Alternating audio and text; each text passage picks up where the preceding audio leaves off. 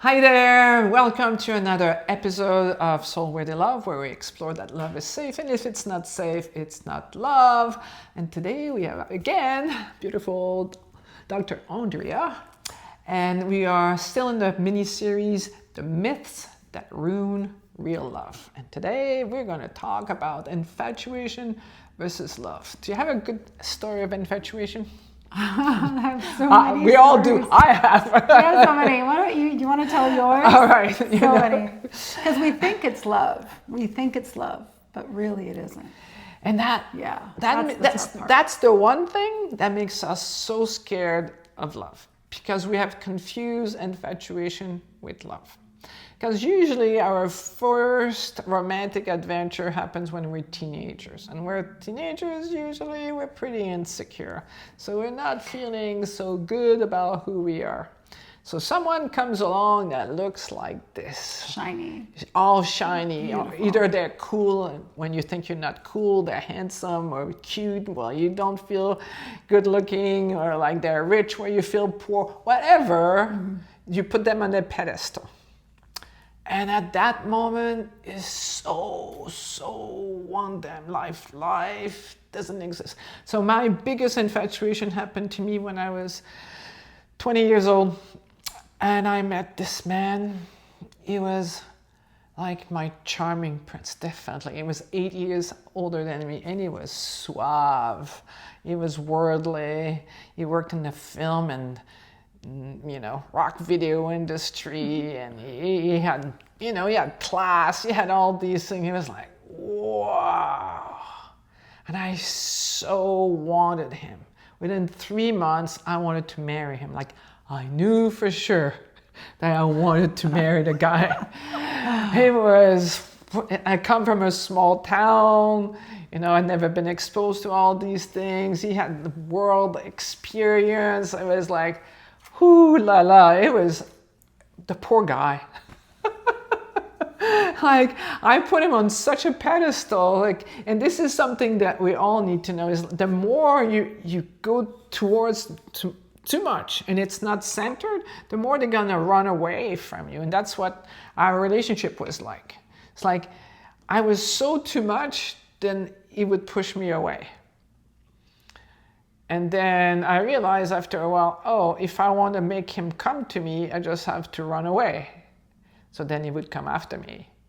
And that was so not fun, because we could never be like together in our hearts, connect things. That's what I love about my husband. Like, we're connected, and I'm like a little kid. It's just like when he doesn't expect it, I'm at the grocery store driving or doing nothing, and I say, I love you. And I just feel so good. I feel so grateful that I can tell him I love him, and he's not going to go away, because my love is more centered. Back then I had some love for sure, but the infatuation was so much bigger. Energetically speaking, you cannot keep infatuation. It will always, the higher you go into infatuation, when it ends, it's devastating. And now we have associated these super powerful feelings, emotions that take over your life for love, and it's dangerous. Like, I had one client come to see me, and she came to see me because she was infatuated with this guy. And the poor woman, she met this guy, and within the first 5 minutes he told her, I'm not ready for a relationship. Oh my God. Yeah. That's so a warning. That's a warning. Do not go there. And then becomes an addiction in trying to prove to them that I'm worthy of love, therefore you're going to change your mind and you're going to want to be with me. And she was stuck in that cycle. She was not eating, she was not sleeping, she was obsessing over him, like she was losing weight. It was like the poor woman. Like, no wonder that you end up scared of getting into a relationship. That's why we're doing these series, because it's so sad, because we feel the happiest when we really love. And when we get hurt, then we shut down our hearts to protect ourselves. But now you put yourself in jail, because now your heart, instead of being able to open and feel your life, you're making your life so much smaller because there's no place for your heart. Because you're protecting yourself. Because you're protecting yourself, but if it was real love, you didn't have to protect yourself. Like if I had known back then what I now know, I would have looked like, okay, he's just as lucky to be with me as I am to be with him. I was bringing things in his life that without me he would not have had. And I would not have put all my pressure on him. I would have been myself. He would have had space to be with me. So I know I created that. But I believe that I had to go through these stories so I could be a good coach, a great coach, and I could help people, navigate and find true love more easily. What is one of your infatuation stories? I think one of them was this chiropractor that I dated. He's the one that got me to go to naturopathic school, because I didn't know anything about naturopathic school. But he was like an Adonis, right? Just this like stunning, tall, muscular. Oh my God! The first time I saw him, I almost like fell to the floor into a puddle. I was like, "What? Who is this person?" But it was back to all the knowledge. He was like really smart. He owned his own clinic, and I remember being in moments. I had explained this to you, where I felt moments where I was walking into his space, and I felt like my soul was outside of my body, which I know now is not the case. It was my emotions that were running to him.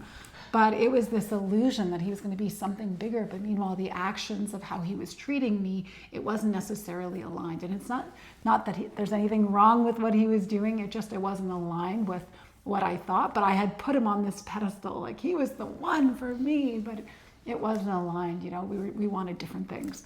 But that came crashing hard once I realized, okay, we don't want the same things.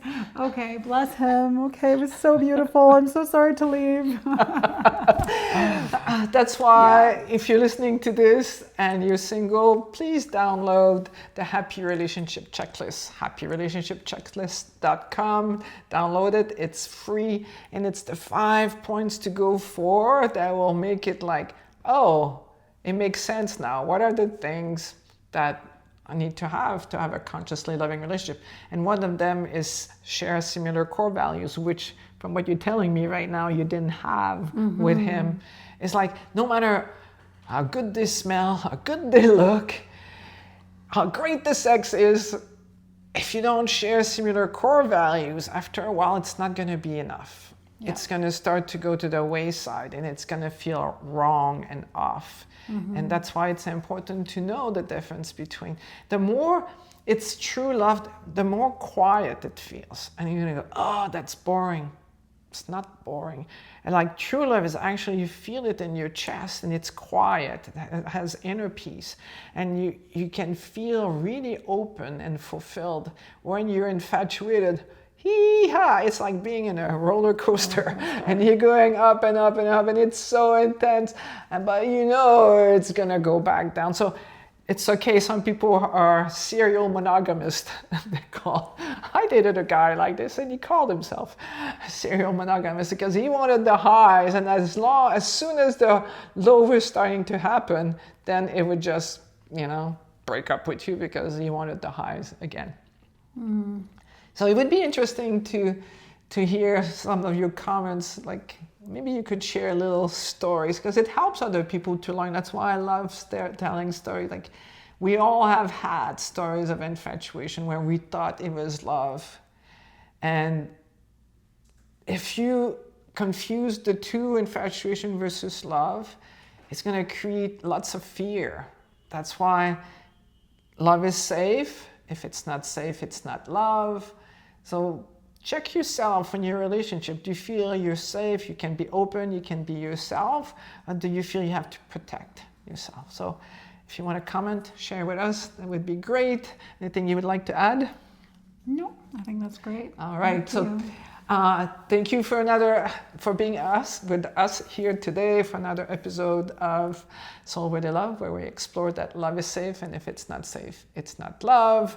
Please like, subscribe, and share this episode with other people that would benefit from it. And let's see you for the next episode. Bye for now.